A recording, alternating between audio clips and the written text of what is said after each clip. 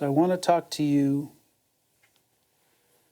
a bit more on the fundamentals of deepening into actual spiritual transformation.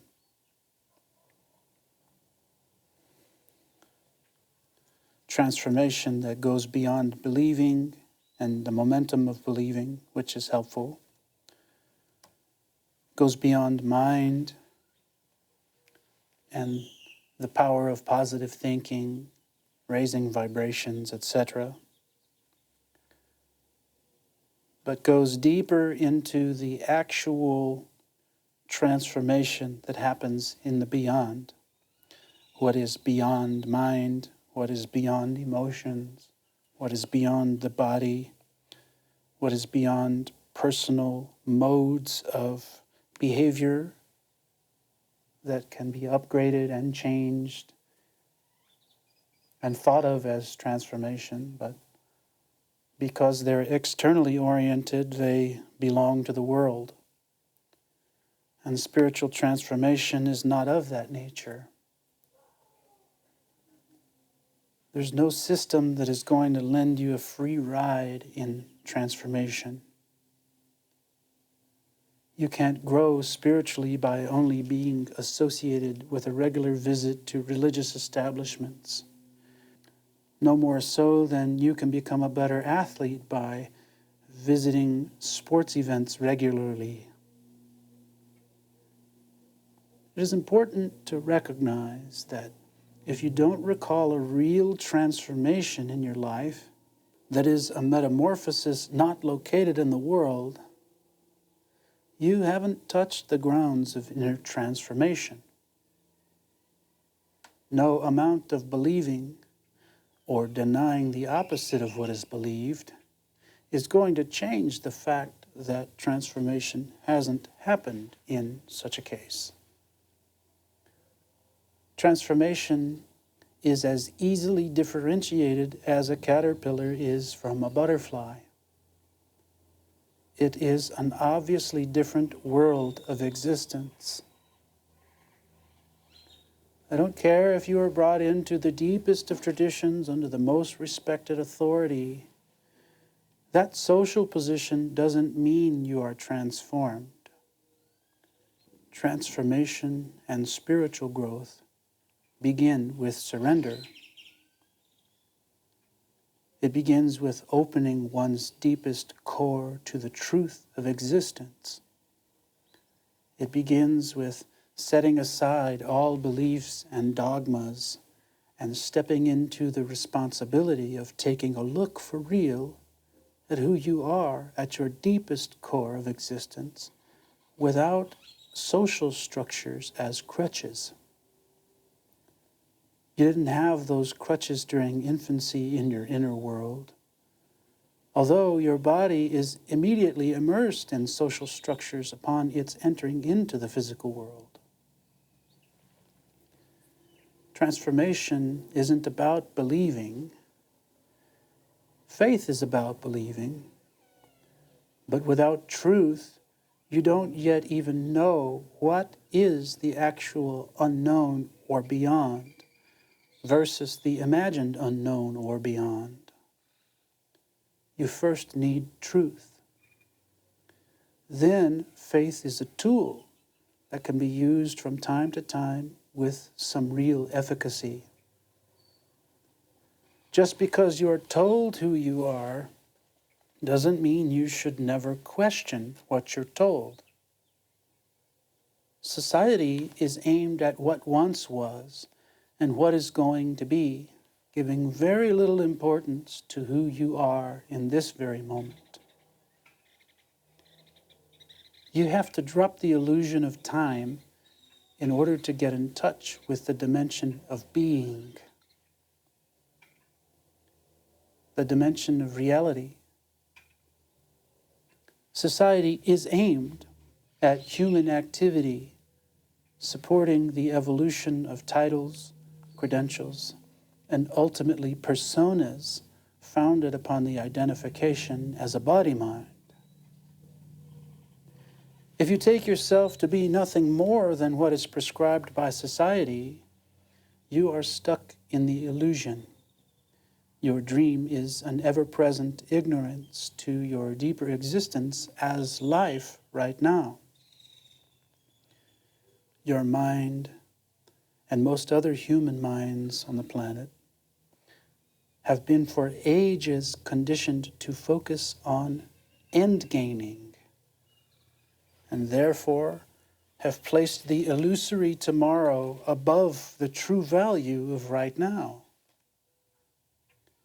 Real faith is about not throwing away the real in exchange for a dream, but trusting the real to be the horizon from which the unknown springs, and that the same unknown will bring forth solutions for its situations. The person needs to worry. Who you are is more like the space in which these changes flow. You are spirit and soul, flowing through the medium of a human body. You are the force that facilitates the animation of the body-mind, but not from the position of mind. The easiest way to verify this is to notice your thoughts. You notice them. They are yours. You are not them. In the same way, you notice your body. You notice it. It is yours. You are not it. You are the noticing presence. But don't let that go any deeper than that, or it just becomes a belief of knowledge, like everything else the mind sorts and frames and categorizes. Reality isn't that which has been sorted and framed and stored in the mind. Reality is what's looking at those things. You are the answer that transforms the projected you in the mental story into the you who sees.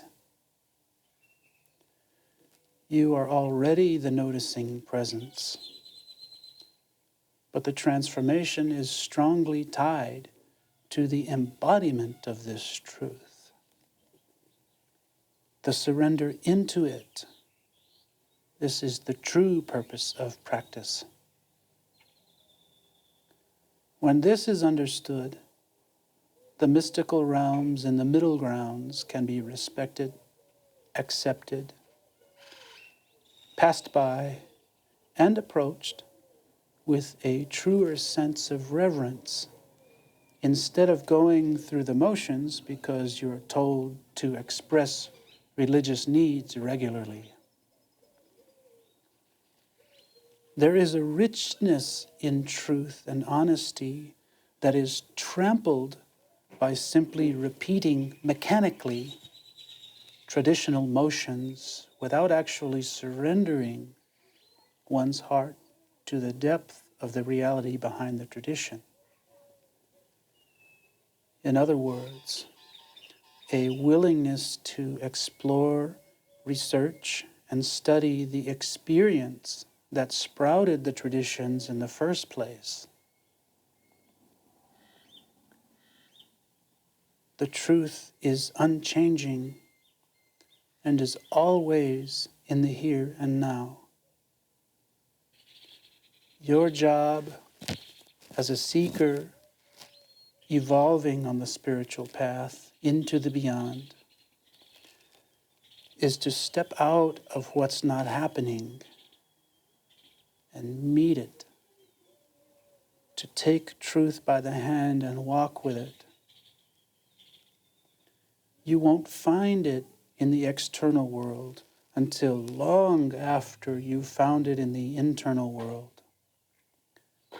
And that inner finding is verified by actual transformation, a real change that marks the growth of spirit into a new phase of existence. A phase of existence that moves through the human with the same truth that moved through the prophets, sages, and ancient seers of old. The truth is always the same. It's inside you. It's found in what's looking, living as what's looking, and further inward in that direction into the depths that can only be known by being true to truth within. It doesn't matter what happens in the world in the long run, because the body dies. It's just a vehicle for something greater to express itself. What's there? Who are you on that level? Superhero is the wrong identity. Wrong direction also. That's external. You are the internal, which is greater than even a superhero. But you don't need bold entry into everything. In fact, you are content with the subtlest position, smaller than the smallest of imagination, and yet you contain the greatest of imagination. Whatever is imagined in you is perceived by you. You are not that. You are the unchanging truth. Are you found? Can you see? Jesus said, "You will know the truth, and the truth will make you free." If you don't feel completely free, it's because you are believing part of the illusion which seems to establish barriers and boundaries all around you in your life situation. If you take yourself to be the person, these problems will become your problems. The mind will say, "These problems are my problems." Instead of just contrast that's happening in the present and happening will of the source of creation. The person needs judgment to survive because it gives a fake handle called future to hold on to. The person and future are fake. Life is real. Life is multidimensional. Life is here and now. But it isn't something that you have. It also is not something that can be measured because it isn't an object. Body and life are a dance in the same way a car and driver are a dance. You are always and have always been earlier than the body right now. Embodying this truth from the position of effortless existence, not from the persona, is what provides the platform for grace to begin transforming you in ways you can never imagine, nor capture via mental stories or agreements. Whatever changes isn't you in the highest sense. Blessings. Namaskaram. Om.